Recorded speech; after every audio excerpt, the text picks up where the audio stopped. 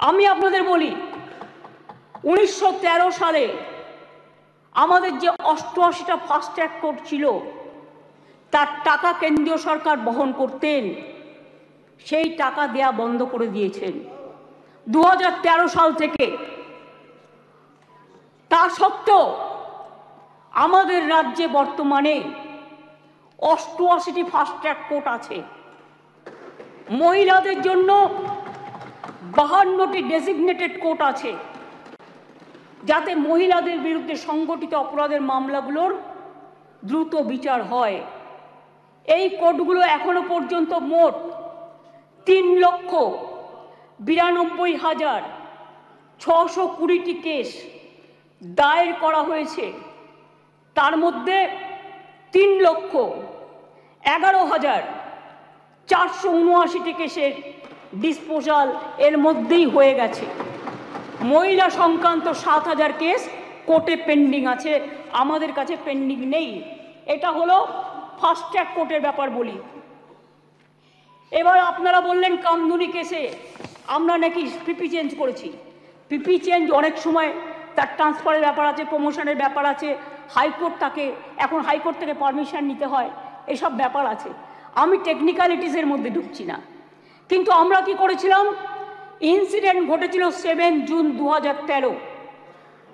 Chargesheet submitted by CID within 3 weeks 28 June 2013। Supplementary chargesheet দেওয়া হয়েছিল 10 জুলাই 2013। কিন্তু কোর্ট পাস্ট জাজমেন্ট এটা আমাদের হাতে নেই 30 জানুয়ারি 2016। কোর্টটা তো আমাদের হাতে নেই, কোর্টটা তো আপনাদের হাতে আছে। এটা আপনাদের একটু ভালো রোল প্লে করুন, এটা আপনাদের কাছে আমি রিকোয়েস্ট করব। আমি আপনাদের আবার বলি yes absolutely.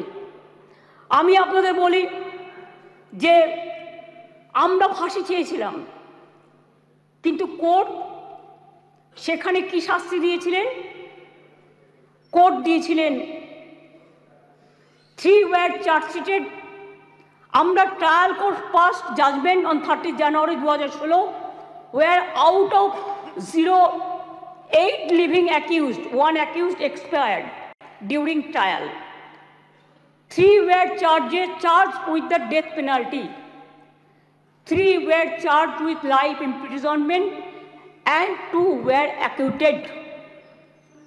The state appealed before High Court against the acquitted of 2 accused persons, যাদের ছেড়ে দেওয়া হয়েছিল তার বিরুদ্ধে। Trial court convicted person also appealed before the Honorable High Court. High Court passed judgment 6 October 2023।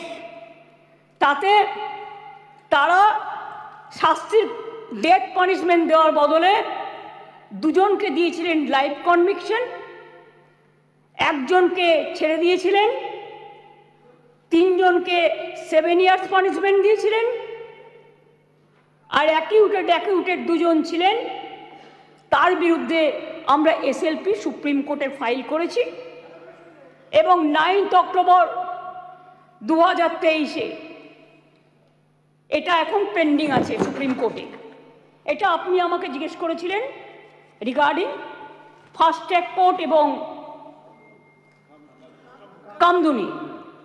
আপনার উত্তরে এগুলো কোশ্চেনের উত্তর আমি এগুলো জানালাম, কারণ এটা আমার জানানোর অধিকার এবং দায়িত্ব।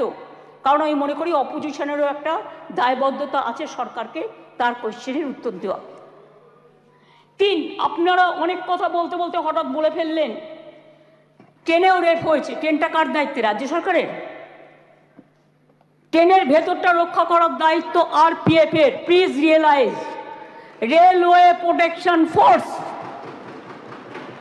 এটা রেলকেও দেখতে হবে, ঘটনাগুলো ঠিক নয়। মনে করুন আমি এবার আপনারা কিছু প্রেসিডেন্ট দিয়েছেন, দিতেই পারেন, কিন্তু আমি কোনো কাগজ দিচ্ছি না। তার কারণ খবরে কাগজ দিচ্ছি না, কারণ এগুলো নিজেদের তৈরি করা রিপোর্টও হতে পারে। আমি স্পিকার সাহেবকে বলবো ক্রস চেক করুন all of the fake news, maximum cross check করে আপনি যদি দেখেন correct information, I don't have any problem. কিন্তু যদি দেখেন wrong information, misleading information, disinformation and distorted information and destructive information and provocative information, then speaker has the right to deal it.